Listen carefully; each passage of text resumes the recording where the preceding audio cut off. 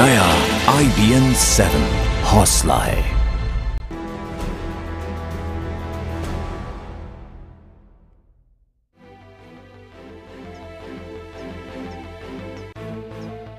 नमस्कार, बहुत स्वागत है आपका मुद्दा में। शाम के 5 बज चुके हैं और आज बात होगी जमीन पर जंग की। दिल्ली के ऐतिहासिक रामलीला मैदान में आज सबको लंबे समय बाद घर लौटे राहुल गांधी का इंतजार था और इस रैली में नए राहुल के पुराने तेवर ही थे। केंद्र सरकार पर हमलावर रुख के बावजूद राहुल के भाषण के अंत में ताली बजी। इस मौके पर किसानों को कांग्रेस अध्यक्ष सोनिया गांधी ने भी संबोधित किया। सोनिया ने कहा कि सत्ता में नहीं होने के बावजूद कांग्रेस पार्टी किसानों के मुद्दे को पुरजोर तरीके से उठाती रहेगी, लेकिन असल सवाल यही है कि रामलीला मैदान की रैली से राहुल की एंट्री को धमाका कहा जाए या फिर फुस।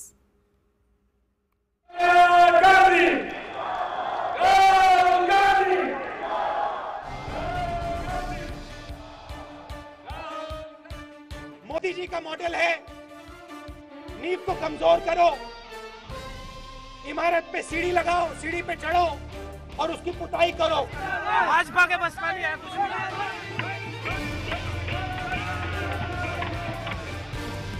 क्योंकि आपकी जमीन को लैंड बैंक बना के अमीर लोगों को देना चाहते हैं। जो आपने पसीना दिया, जो आपने खून दिया पिछले 60 सालों में इस देश को बनाने के लिए, वो उनको दिखाई नहीं देता। 59 दिनों के अज्ञातवास से लौटे राहुल गांधी की वापसी पर ग्रैंड एंट्री की तैयारी थी। रामलीला मैदान तैयार था, देश भर से आए लोगों की भीड़ थी। पीएम मोदी की रैलियों के स्टाइल में खंबे पर समर्थक चढ़े नजर आए। मीडिया को कांग्रेस की तरफ से रैली के फुटेज देने के इंतजाम थे, लेकिन बदलाव की हवा बनाई जा रही थी। अपने पुराने अंदाज में राहुल करीब 20 मिनट बोले। इमारत को चमका और पूरी दुनिया को बताओ कि देखो भैया मैंने इमारत चमका दी, और अंदर से इमारत खोखली हो जाती है।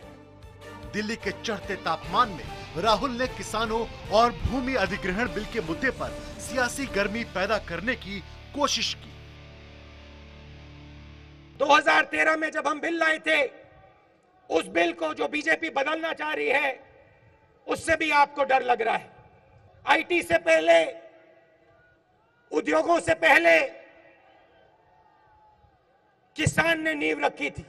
आज जब किसान सोता है, उसे यह नहीं मालूम कि कल क्या होने वाला है।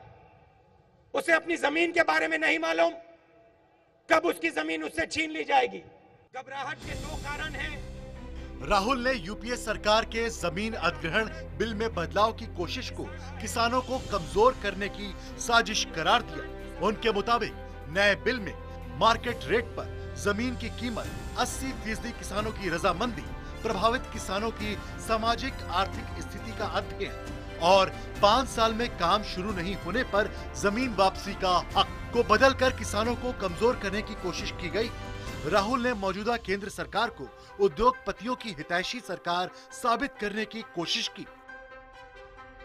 उन्होंने बड़े बड़े उद्योगपतियों से कर्ज लिया है और उस कर्ज को वो कैसे निभाएंगे, आपकी जमीन उन उद्योगपतियों को देकर निभाएंगे। इसलिए वो जमीन के बिल को कमजोर करना चाहते हैं और इसीलिए वो किसान को कमजोर करना चाहते हैं। मोदी जी हिंदुस्तान के कांग्रेस के उपाध्यक्ष ने गुजरात मॉडल को लेकर भी नरेंद्र मोदी की आलोचना की। राहुल के मुताबिक जिस तरह गुजरात में किसानों की जमीन आसानी से ले ली गई, उसी तरह देश के बाकी हिस्से से भी जमीन लेने की कोशिश हो रही है। कांग्रेस की किसान रैली में मंच पर राहुल, सोनिया, मनमोहन और दिग्विजय सिंह जैसे बड़े नेता थे, तो कई और दिग्गज मंच के सामने आगे की पंक्तियों में थे। राहुल की तरह कांग्रेस अध्यक्ष भी मोदी सरकार पर खासी हमलावर नजर आई। पलायन हो रही थी। भाजपा का ये दावा है कि मोदी सरकार जो बदलाव ला रही है, उससे ग्रामीण विकास, सिंचाई, देश की सुरक्षा, विद्युतीकरण, ज्यादा रोजगार और ज्यादा मुआवजा किसानों को मिलेगा। मैं उनसे पूछना चाहती हूं कि क्या 2013 के कानून में ये सारे प्रावधान नहीं है? बिल्कुल है। यह सिर्फ और सिर्फ किसानों को गुमराह करने और निजी कंपनियों को फायदा पहुंचाने के लिए बदलाव किए जा रहे हैं। किसान अपना खून पसीना देता है। सोनिया और राहुल दोनों ने ही सत्ता के बगैर भी किसानों के हक में आवाज बुलंद करने का भरोसा दिया, लेकिन इस रैली में कांग्रेस की गुटबाजी भी साफ दिखी। हरियाणा कांग्रेस के हुड्डा गुट और विरोधी गुट के बीच दरार साफ थी। जमीन वापसी के नाम से अपने उपाध्यक्ष राहुल गांधी को मैदान में उतारकर कांग्रेस अपनी खोई जमीन वापस पाने की भरपूर कोशिश कर रही है, लेकिन बड़ा सवाल यह है कि हर मुद्दे को छूकर छोड़ देने की राहुल गांधी की आदत इस बार भी बरकरार रहेगी या इस मुद्दे को वो अंजाम तक पहुंचाएंगे। कैमरामैन निजाम और सहयोगी पायल के साथ अरुण सिंह, दिल्ली, IBN 7।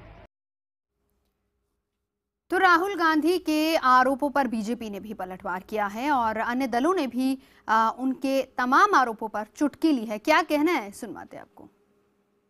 जिस प्रकार से मनमोहन सिंह की सरकार ने सोनिया गांधी के दबाव और राहुल गांधी के प्रभाव में देश में कुशासन किया, उसमें आशा के रूप में नरेंद्र मोदी जी भाजपा देखी गई और हमारी विजय हुई।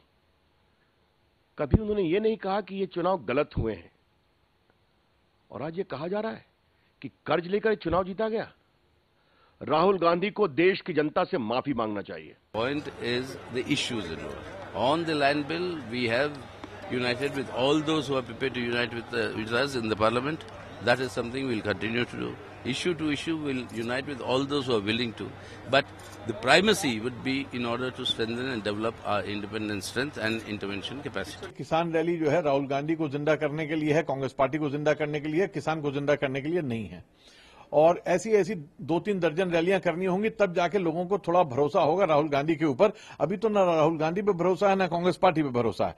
तो ये भरोसा जो है वापस लाना होगा पहले तो, उसके बाद कांग्रेस देखेगी कांग्रेस कहां जाती है यहां से। राहुल गांधी जब किसान की बात करते हैं तो ऐसा लगता है कि वो वैकेशन के बाद नए एडवेंचर तलाश रहे हैं।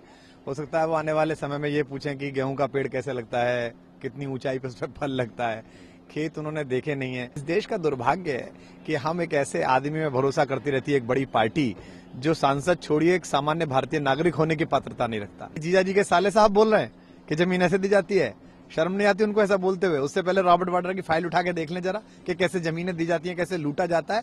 किसान के हित में ऐसे सोचा जाता है, दिल्ली के मुख्यमंत्री ने सोचा।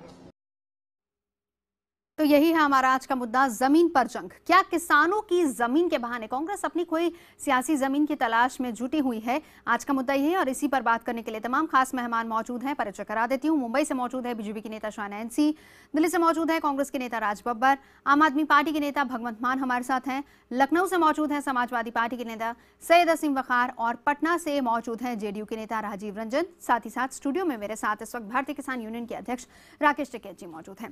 राज बब्बर जी, पहला सवाल आप ही से, क्योंकि आरोप ये लग रहे हैं कि इस रैली के बहाने कांग्रेस अपनी खोई जमीन वापस पाने की कोशिश कर रही है, ना कि किसानों को जमीन दिलवाने की कोशिश हो रही है। देखिए, मेरे ख्याल से अगर हम सिर्फ बातें करने के लिए बातें करें तो उसका कोई महत्व नहीं। मेरा ये रैली जो है किसानों को लेकर हुई है और किसान जो है सामने आया है और भारी तादाद में आया है। जो भी लोग इस तरह की बातें कर रहे हैं, पहले तो ये सवाल का जवाब दें, क्या वो ये समझते हैं कि जो ज़मीन जो है जिस तरह से ये सरकार छीन रही है किसानों से, क्या वो जायज़ है? अगर वो समझते हैं कि वो जायज़ है या अगर वो नाजायज़ है, तो जो बहस का रुख उस तरफ किया जाए कि क्या ज़मीन किसान की उसके पास में रहनी चाहिए, उसका अधिकार उसके पास में रहना चाहिए, नहीं रहना चाहिए। सवाल ये नहीं है कि कौन ज़मीन ढूंढ रहा है, सवाल तो ये है कि ज़मीन किसकी छिन रही है। जो ढूंढ रहा है वो तो बाद में देख लेंगे, जिसकी छिन रही है पहले उसके बारे में तो बात कर लें। और मेरे ख्याल से आज की रैली जिसकी ज़मीन छिन रही है उसकी बात करने के लिए है। जी चलिए, जमीन छिन रही है किसान की और आज की रैली का फोकस सिर्फ वही था। लेकिन राज बब्बर जी, इससे पहले कि मैं बाकी मेहमानों के पास जाऊं, एक सवाल बस मेरा आपसे और है, उसके बाद वापस आपके पास भी आऊंगी। सवाल यह है कि राहुल गांधी मुद्दों को बड़े जोर शोर से उठाते हैं, लेकिन उसके बाद वो सिर्फ उसको छू कर निकल जाते हैं। कल से संसद सत्र शुरू हो रहा है, क्या माना जाए कि पार्लियामेंट में भी उतने ही एक्टिव नजर आएंगे राहुल गांधी जितने कि यहाँ रामलीला मैदान में नजर आ रहे थे? देखिए, वक्त के साथ में और जो भी समय मिलता है और जिस तरह से पार्टी का जो रुख बनता है उसको लेकर पार्लियामेंट में किस तरह से बात की जाएगी, ये ज़रूरी नहीं है कि कौन बात करे। बात यह है कि नेतृत्व जो होता है, नेता जो होता है, हमेशा मिशन के तरीके से हमारे सामने एक एजेंडा रखता है और कार्यकर्ताओं का और साथियों का जो साथ चलते हैं उनका मकसद ये होता है। जितने भी साथी यहाँ पर बैठे हुए हैं, हमें जिनके भी आपने अभी नाम लिए हैं, बहुत ही अच्छे और बहुत ही कर्मठ और वो जो झाड़ू लोग हैं, ये बात मतलब नहीं है कि वो सारे के सारे अपने अपने एजेंडे के साथ में चलते हैं या उनके नेता उनके साथ 24 घंटे खड़े होते हैं। पर नेता तो फ्रंट फुट पर रहता है हमेशा और मिशन के साथ में एक एजेंडा देते हैं। बिल्कुल रहता है, फ्रंट पर रहता है और फ्रंट पर रहेगा भी, आप उसके लिए चिंता ना करें। उसके उतने जो सिपह सलार जो हैं वो इतने मजबूत हैं कि वो बाकायदा इस लड़ाई को लड़ते रहेंगे और उसको आगे फ्रंट पे ही रखेंगे। चलिए उम्मीद करते हैं ऐसा ही हो। वापस आपके पास लौटूंगी। शाइना एनसी, राज बब्बर जी के जवाब आपने सुन लिए, लेकिन आप लोगों के लिए भी अब ये जो मुद्दा है भूमि अधिग्रहण, ये नाक का सवाल बन गया है, क्योंकि आज मोदी जी ने जिस तरीके से अपने तमाम सांसदों को वहां पर एक सीधे तौर पर साफ शब्दों में ये बात कह दी कि किसानों के हित की रक्षा करनी, और इसको पुरजोर तरीके से लोगों तक नहीं पहुंचाया जा रहा। नाक का सवाल बन गया आप लोगों के लिए भी।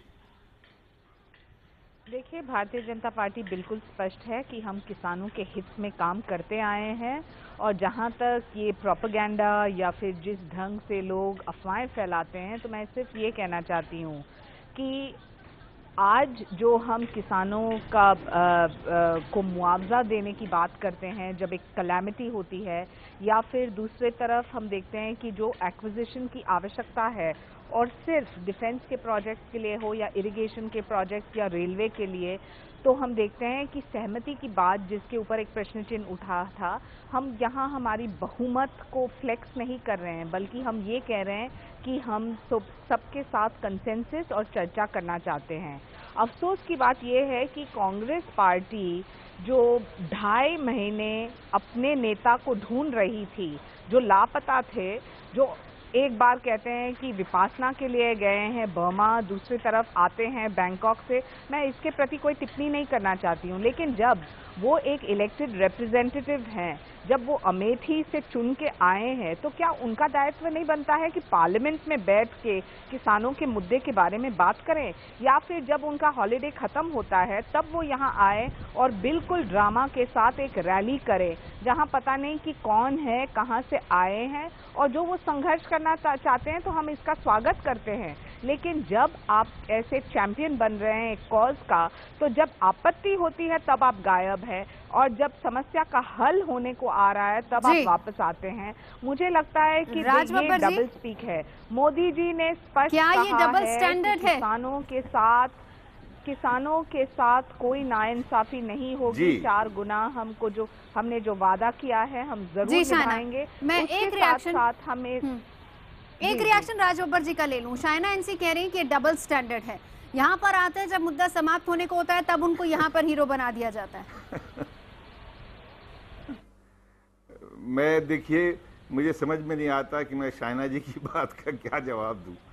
मैं तो सिर्फ इतना कहना चाहता हूं, उन्होंने बहुत रटे रटाए शब्द बोले हैं, मैं सिर्फ उनसे इतना ही सवाल करना चाहता हूं, उनकी पार्टी से इतना ही सवाल करना चाहता हूं, क्या ज़मीन जो है वो किसान की अपना उस पर हक नहीं है? क्या किसान को इतना अधिकार नहीं है कि वो अपनी ज़मीन को बेचना चाहे या नहीं बेचना चाहे? क्या उसको अधिकार है या नहीं? अगर वो अपनी ज़मीन बेचना चाहता है तो उसकी सहमति की ज़रूरत है या नहीं? अगर शाइना जी में आपके या आपके किसी पर है ना, तो फिर इस सहमति के अधिकार को आपकी पार्टी क्यों छीन रही है? आपका जो कानून है वो क्यों छीन रहा है?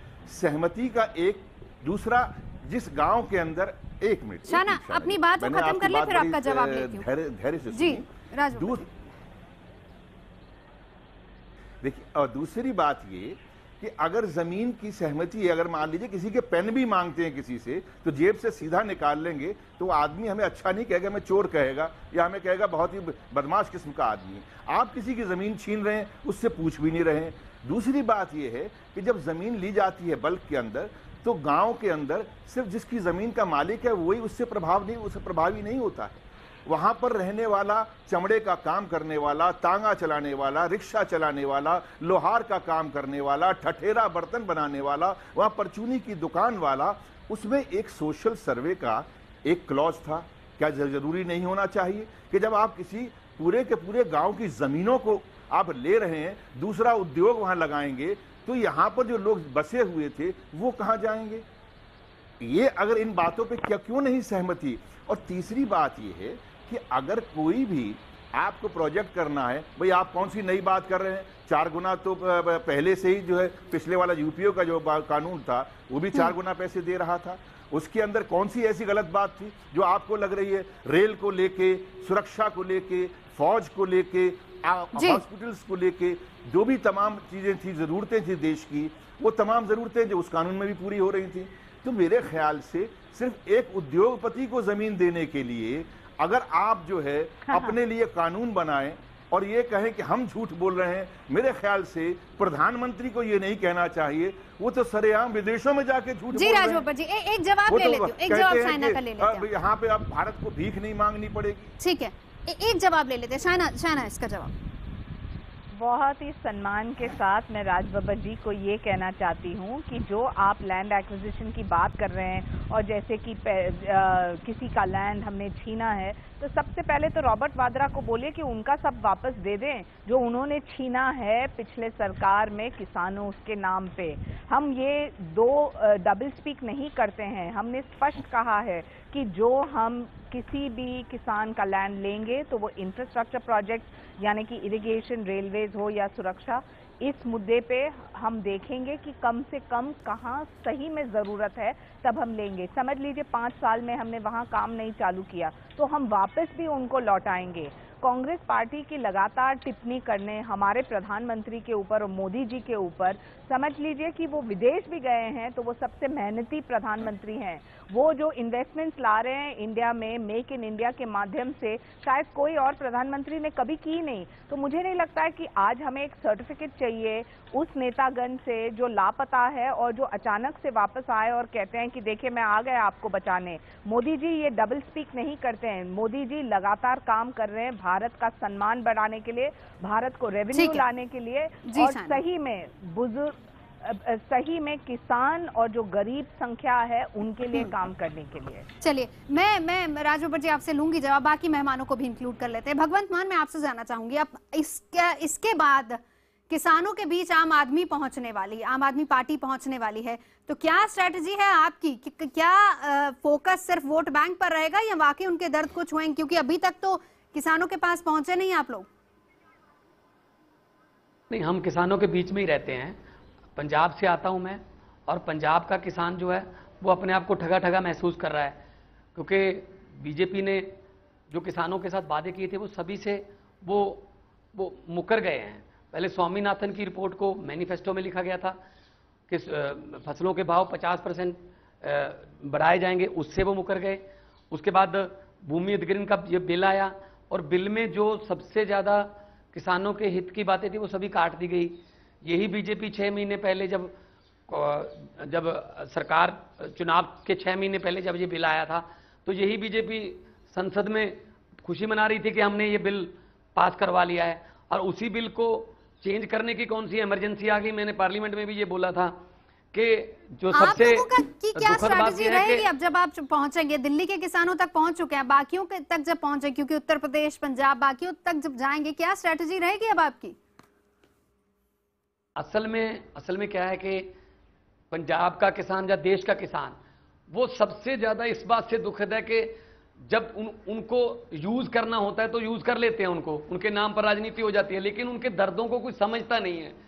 पंजाब सबसे ज्यादा हरा भरा और भंगड़े गिद्दे के लिए जाना जाता था, लेकिन आज पंजाब का किसान जो है वो खुदकुशियां कर रहा है।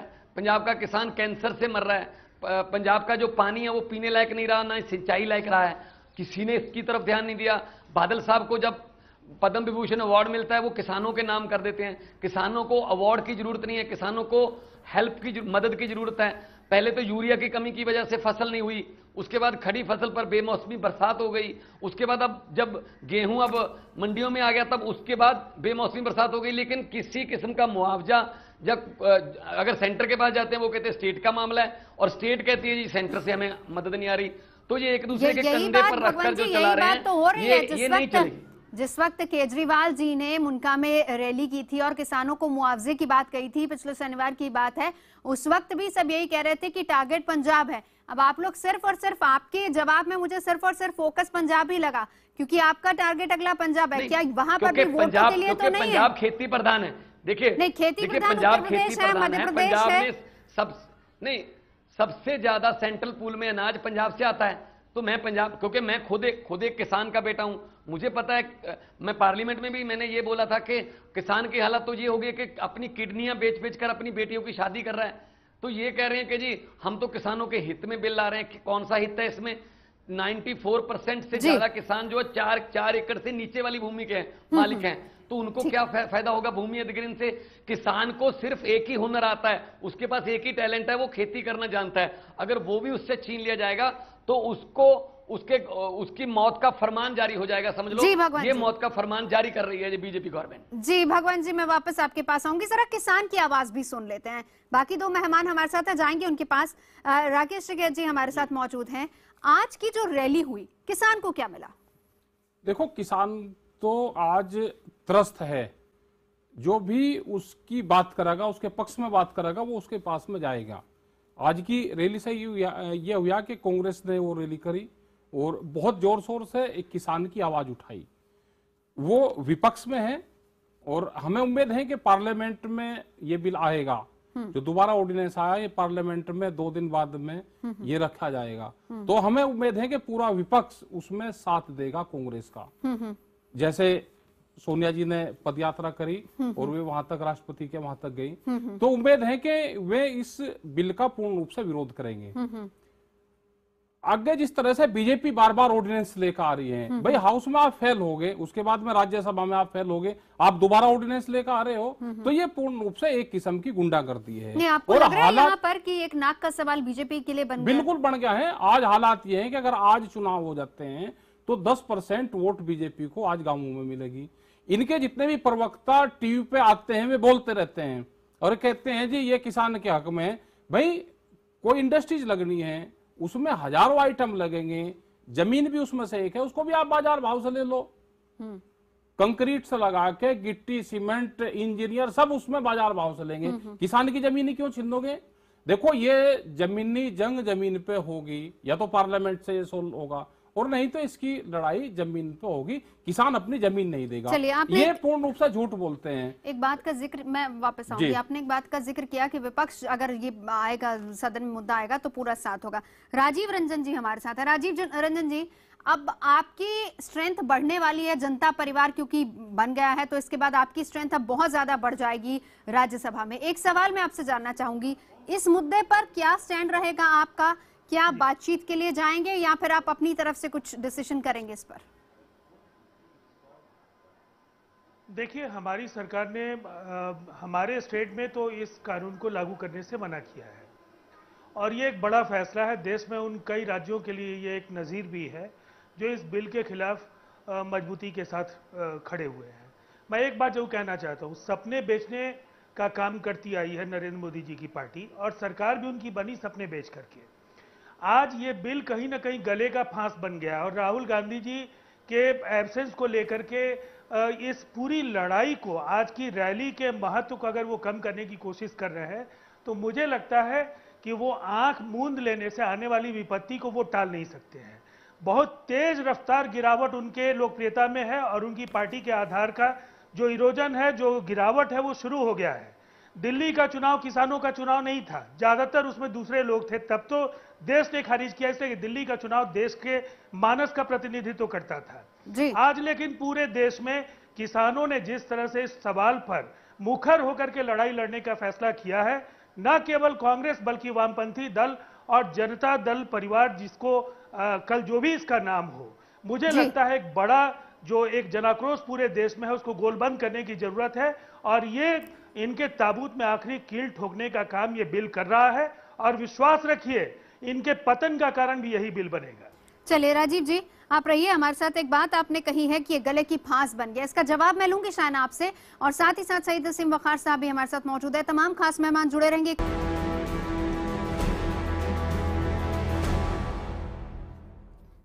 तो जमीन को लेकर जंग हो रही है। आज राहुल गांधी ने भी रामलीला मैदान से सीधे तौर पर किसानों को यह आश्वासन देने की कोशिश की कि वो भले ही सत्ता में ना हो, विपक्ष में हो, लेकिन वो किसानों के साथ हैं, ये बताने की कोशिश की।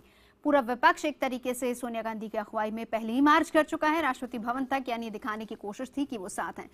तो एक तरफ नाक की लड़ाई बन गई है बीजेपी के लिए और विपक्ष सीधे तौर पर यही कह रहा है कि ये बिल अब बीजेपी के लिए गले की फांस बनता जा रहा है। शायना एनसी ब्रेक पर जाने से पहले राजीव रंजन जी ने बात कही थी, आप इसका जवाब देना चाहेंगी? आपको सवाल पूछना पड़ेगा प्लीज। मैं सवाल यही जानना चाह रही हूँ, राजीव रंजन जी भी ये कह रहे हैं और पूरा विपक्ष ये कह रहा है कि ये बिल अब आपके गले की फांस बनता जा रहा है। सॉरी, ऑडियो क्या आवाज आप तक पहुंच रही है? चलिए मैं वापस आपके पास लौटूंगी, उससे पहले एक रिएक्शन में सईद असीम वकार साहब हमारे साथ मौजूद हैं।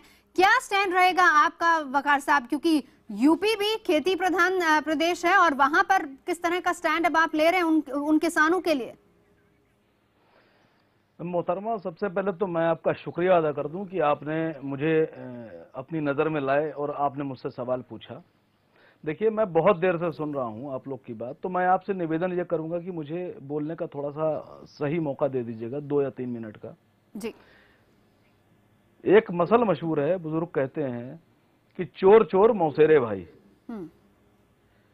देखिए, भारतीय जनता पार्टी किसान विरोधी पार्टी है और इनकी हुकूमत जो काम कर रही है ये सच है कि ये किसान विरोधी हैं। और उत्तर प्रदेश कृषि प्रधान प्रदेश है हमारा।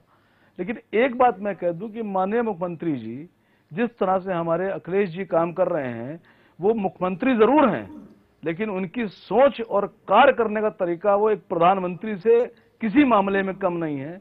आप देखिए कि आज की जो स्थिति है किसानों की, पूरे हिंदुस्तान में किसान बर्बाद हो गया है बारिश से। माननीय मुख्यमंत्री ने सबसे पहले मुआवजा ऐलान किया, 2 दिन की बारिश हुई, मुआवजा दुगना कर दिया गया। और आज की स्थिति यह है, हमारे उत्तर प्रदेश में 11,70,000 किसानों को 515 करोड़ रुपए का मुआवजा दे दिया गया है। लेकिन एक बर्निंग यहां पर सवाल मैं उठा रहा हूं, राज बब्बर जी मौजूद हैं, मैं राज बब्बर जी का ध्यान आकर्षित कराना चाहता हूं। मैंने राहुल जी का भाषण सुना, उस भाषण में एक उन्होंने बात कही कि कुछ गांव के लोग आए उनके पास और उन्होंने कहा कि अगर हमारी जमीनें ले ली गई हम क्या करेंगे, तो ये 400 लड़के जो हैं वो नक्सलाइट बन जाएंगे। मुझे इस बात पर बहुत अफसोस हुआ। मैं एक बात खाली जानना चाहता हूं कि जिस तरह से छत्तीसगढ़ में नक्सलियों के द्वारा कांग्रेस की पूरी टीम का सफाया कर दिया गया था, पूरे नेताओं को मार दिया गया था, उसमें राहुल जी कांग्रेसियों के साथ खड़े थे या नक्सलियों के साथ खड़े थे? दूसरा सवाल राज बब्बर जी से मैं पूछना चाहता हूं कि आजादी के बाद से आज तक सबसे ज्यादा जो हुकूमत की है वो आपने की है, कांग्रेस ने की है, तो क्या यह मान लिया जाए कि जो हिंदुस्तान में नक्सली समस्या है वो कांग्रेस की देन है? आपने इतने ज्यादा जुल्म किए और जमीनें हासिल की, नक्सली पर चले गए हैं। मैं एक रिएक्शन राज बब्बर जी का लेके वापस शायना एनसी के पास जाना चाहूंगी। राज बब्बर जी, हम लेकिन वकार साहब किसानों पर ही रहे तो ठीक है, लेकिन चलिए इसका जवाब ले लेते हैं एक बार। राज बब्बर जी। देखिए, ये बातों को जो उलझाने की कोशिश कर रहे हैं, मैं सबसे पहले तो जवाब देना चाहूंगा। मेरी आवाज आ रही है आपको? जी बिल्कुल सुन रहे हैं आपको। आप मेरी आवाज सुन रहे हैं? जी सुन रहे हैं हम लोग। हाँ, मैं सबसे पहले तो शायना साहब की तरफ मुखातिब हूँगा। उन्होंने कुछ बातें कही थी, मुझे अच्छा लगा उनके जवाब सुन के, लेकिन मैं चाहूँगा कि जिस तरह से उन्होंने कहा कि वो प्रधानमंत्री मान सम्मान बढ़ा रहे हैं, तो मैं अपनी बात को ज़मीन पर ही रखना चाहता हूँ। मैं किसी व्यक्ति विशेष की पूजा या उसकी जो है मलामत करने के लिए यहाँ नहीं आया हूँ। मैं सिर्फ इतना ही पूछना चाहता हूँ कि याद करें शाइना जी, आपके मैनिफेस्टो के अंदर पेज नंबर 44 में जब आपका चुनाव चल रहा था, तो पेज नंबर 44 में आपके मैनिफेस्टो में लिखा था, और जिसका भाषण में 24 अप्रैल को पठानकोट में जब श्री मोदी जी ने जो भाषण दिया था, चुनावी भाषण, उसमें उन्होंने कहा था अगर किसान की लागत 100 रुपया होगी तो 50 रुपये उसमें जमा करके सरकार पैसे दिया करेगी उसको। आपने आज तक कितने लोगों को, कितने किसानों को 150 के हिसाब से दिया और किस फसल पे दिया है, नंबर एक बात। इसी का जवाब ले ले राजबब्बर जी। मैं 1 मिनट रोकना चाहूंगी, फिर सवाल लंबे हो जाते हैं, जवाब मिल नहीं पाते हैं। इसी का जवाब ले लेते हैं, फिर दूसरा सवाल आप कीजिएगा। जी शाइना। नहीं सवाल नहीं, इन्हीं के सवाल के साथ वकार साहब को भी जवाब मैं दे दूं। इन्होंने उत्तर प्रदेश के बारे में बात की, इन्होंने नक्सलाइट्स की बात की, उसका जवाब भी दूंगा। लेकिन पहले मैं नहीं जानता वकार साहब कहां रहते और कहां घूमते हैं। मैं अभी 2 रोज पहले आगरा से आया हूं और वहां के किसानों की हालत क्या है। 86 रुपए के उनको चेक दिए गए हैं, 86 रुपए का चेक मुआवजे के तौर पे। और मालूम है आपको वहां के जो मेंटल हॉस्पिटल है, जहां पर जिसको आप लोग पागलखाना बोलते हैं, जो हेल्थ हॉस्पिटल है, मेंटल हेल्थ हॉस्पिटल है, वहां के डॉक्टर सुधीर डायरेक्टर हैं, उन्होंने टाइम्स ऑफ इंडिया में अपना बयान दिया, जिनसे जाके मिला। उन्होंने कहा है कि इस महीने में 50% से ज्यादा बढ़ोतरी हुई है मरीजों की, और ये तमाम मरीज 50% जो बढ़े हैं, ये सारे के सारे फार्मर हैं, किसान हैं, और इनकी सबकी सुसाइडल टेंडेंसी पैदा हो गई है। आप बातें कर रहे हैं, ऐसे बैठकर बातें नहीं की जाती हैं वकार साहब। नक्सलाइट बने हैं, अगर जिसके घर से गया है, खून हुआ है, उनसे जाकर पूछो। हमारी पार्टी के लोगों ने वहां पर अपनी जानें दी हैं। और अगर आप ये कहते हो कि तमाम इतनी सारी चीजें आप, मैं नहीं कह रहा हूँ राजबब्बर जी, मैंने तो सिर्फ आपके कांग्रेस पार्टी ने बैलेंस उपाध्यक्ष जी के भाषण का जिक्र किया है। मैं आपसे खाली सवाल ये पूछ रहा था कि इस बात को कहने की क्या जरूरत थी रैली में, और अगर थी तो ये क्यों कहा गया है, कम से कम बताइए इस बात का। दूसरी बात, हमारे यहाँ आदेश जारी कर दिया गया है, जवाब मिल गया, किसानों पर ही आते हैं। मैं शाइना से जवाब ले लेती हूँ। 1500 रुपए से नीचे नहीं जाएंगे। अगर ऐसा हुआ है, जमीन पे वापस आइए, मुआवजा मिलता जमीन पे वापस आइए। आप जवाब से बच रहे हैं राजबब्बर जी, आप जवाब देना नहीं चाह रहे हैं। चलिए कोई बात नहीं। क्या शाइना से जवाब ले लिया जाए वकार साहब? शाइना से भी जवाब ले लिया जाए। शाइना बोलिए आप। जी हाँ देखिए, हकीकत ये है कि आज के परिस्थिति में आज परिस्थिति ये है कि क्लाइमेटिक चेंज के आधार पे भी इतने सारे हादसे और इतने सारे कैलामिटीज। आप महाराष्ट्र को ही लीजिए, जहां 2 क्रॉप्स खत्म हो जाते हैं हेल स्टॉर्म की वजह से।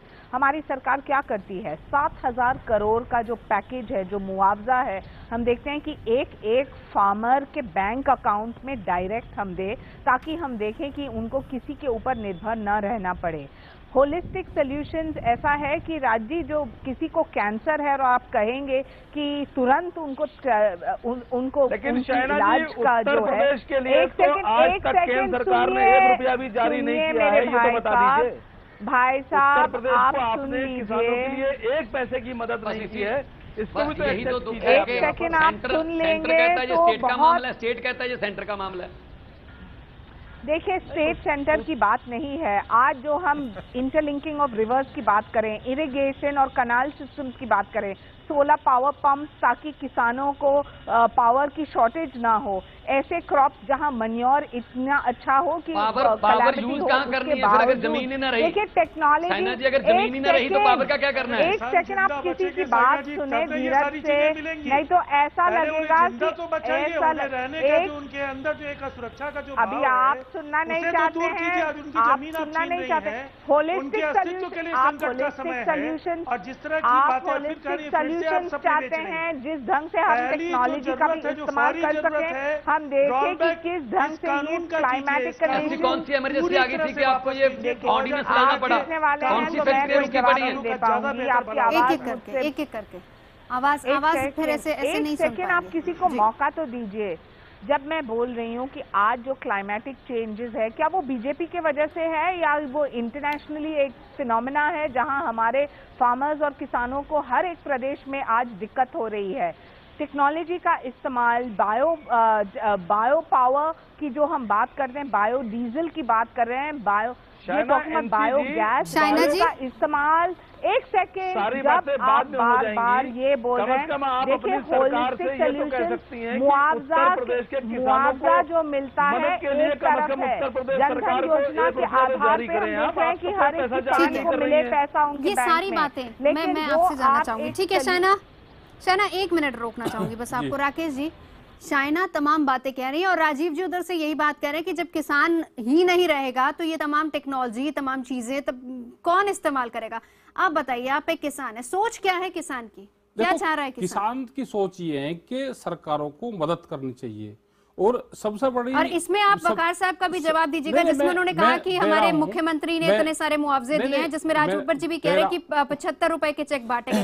राज बब्बर जी आऊंगी, एक बार एक किसान की वो आवाज भी सुन लेते हैं। राज बब्बर जी ने जो कहा है वो बिल्कुल ठीक है और हमने ही वो मुद्दा फैजाबाद में उठाया था जब वो चेक बांटे गए, उसी टाइम पर लेखपाल को सस्पेंड करा गया। देखो जो उसका मापदंड है ना, जो फार्मूला है, उस फार्मूले से यही चेक मिलेंगे। हमने बार बार केंद्र सरकार को ये कहा कि फार्मूले को चेंजिंग करो उसको। जब तक किसान के खेत को इकाई नहीं मानना जाएगा, जब तक जो आज फार्मूला है उससे यही चेक मिलेंगे। ये तो मुख्यमंत्री जी का धन्यवाद है कि उन्होंने, अगर किसी के पास में 1 बिस्वा जमीन भी है कि उसको 1500 रुपया हम देंगे, ये उन्होंने कहा। लेकिन केंद्र सरकार सबसे बड़ी दोषी इसमें ये है कि आप 2000 करोड़ रुपया आप महाराष्ट्र को तो दोगे, उनकी सरकार है, आप उत्तर प्रदेश को दोगे नहीं, आप हरियाणा को, जहां जहां इनकी सरकार है वहां पे तो आप पैसा दोगे सेंटर का, और जहां इनकी सरकार नहीं है वहां पे ये पैसा नहीं देंगे। तो भेदभाव केंद्र सरकार भी कर रही है। जब कोई आपदा आ जाती है तो उस टाइम पे भेदभाव नहीं होता, उस टाइम पे ये होता है कि हम किसानों के बीच में जाके आम जनता की कैसे मदद कर सकते। क्या भेदभाव हो रहा है शाइना, ये किसान आरोप लगा रहे हैं? देखिए, आप फाइनल से बताएं कि आपने लगा सकते हैं जो हमारे पॉलिसीज को हमने इम्प्लीमेंट नहीं किया, जो कहीं किसी को मुआवजा नहीं मिला, या जानबूझ के हमने कोई किसान का जो के लैंड को छीना है। लेकिन मुद्दा ये नहीं है। लैंड एक्विजिशन के साथ साथ हम चाहते हैं किसानों की प्रगति और देश की प्रगति, जो दोनों हम चाहते हैं। तो कहीं ना कहीं एक समझौता के साथ साथ हर एक स्टेक होल्डर के साथ चर्चा। आज जब हम कह रहे हैं कि हम सिर्फ डिफेंस, रेलवे, इरिगेशन के प्रोजेक्ट्स के लिए और सहमति के साथ किसानों के लैंड लेंगे और फिर कहीं ना कहीं उनको जो आपत्ति हो रही है, तो आप साइना जी पहले आप समझ लीजिए कि 5 साल तक हमने मतलब एक आपका प्रवक्ता कहता है कि हम सहमति के साथ में कंप्लीट नहीं हुआ, तो वो वापस देखो लड़ाई तो यही है कि आपको सही जानकारियां नहीं है, ये कानूनी नहीं है। आपने तो क्लोज हटा दिया सहमति वाला, ये अफवाह आप आपने पूर्ण रूप से क्लोज हटा दिया। आप क्लाइमेटिक कंडीशन के आप झूठ बोलते हो, आपके सारे प्रवक्ता ये झूठ बोलते हैं जहां किसानों के सहमति का क्लोज आपने हटा दिया उससे पूर्ण रूप से, वो क्लोज है ही नहीं। राकेश जी एक मिनट, सभी लोग हाथ उठा रहे, सभी जवाब देना चाह रहे हैं। राजीव जी, राज बब्बर जी इंतजार कर रहे हैं, भगवंत और असीम जी, मैं सभी के पास आऊंगी।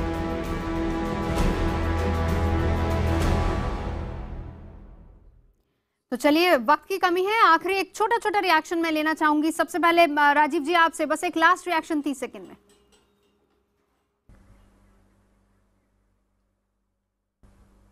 जनादेश, प्रचंड जनादेश देश की जनता ने दिया है, लेकिन इसको टेकन फॉर ग्रांटेड मत मानिए। इसके पहले भी बड़े जनादेश कई पार्टियों को मिले, लेकिन 3-4 वर्षों के अंदर लोकप्रियता खत्म हो गई और उनके खिलाफ बड़ा एक जन आंदोलन उभर करके आया। आज कमोबेश आप फिर से इतिहास को दोहराने जा रहे हैं।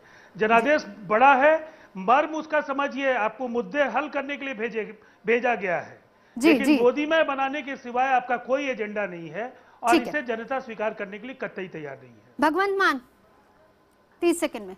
मैं तो ये कहूंगा जी कि बैल के गले में जो घुंघरू बांधने के लिए जो रस्सी थी वो आज किसान के गले का फंदा बन चुकी है। पूरे देश का पेट पालने वाला जो था वो खुद भूखे पेट से होने पर मजबूर है।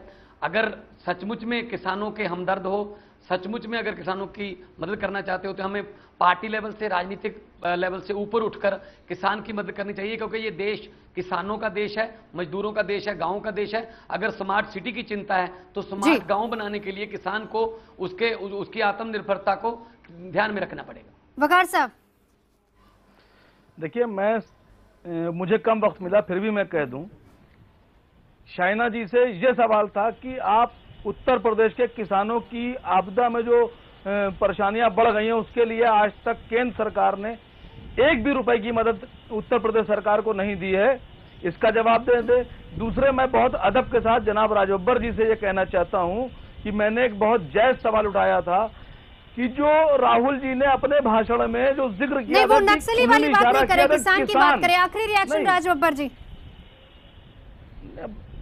मैंने बात तो कर दी थी, जवाब ले लिया था ना उसका, माफ कीजिए, जवाब ले लिया था, मैं इसीलिए वक्त की कमी है जी। बखूबी शाइना जी ने बीजेपी की बात को कहा। मैं सिर्फ छोटी सी बात पे अपनी बात कहना चाहूँगा कि जब यूपीए की सरकार थी, यूपीए की सरकार ने 75,000 करोड़ रुपया किसानों के उस वक्त पर उनका कर्ज माफ किया था, जिससे 4.5 करोड़ किसानों को लाभ हुआ था। आज ज़मीन आप छीनने की बात कह रहे कि हम नहीं छीन रहे हैं, मैं तो कह रहा हूँ इस बदहाली में सबसे पहले किसान को जो राहत दीजिए। आज मुआवजा मत दीजिए, वो कर्ज से मर रहा है, पहले उसका कर्ज माफ कीजिए, उसको राहत दीजिए, ये अपने प्रधानमंत्री से कहिए। चलिए, बहुत बहुत शुक्रिया आप सभी का, तमाम खास मेहमानों का साथ जुड़ने के लिए। तो मुद्दा में फिलहाल इतना।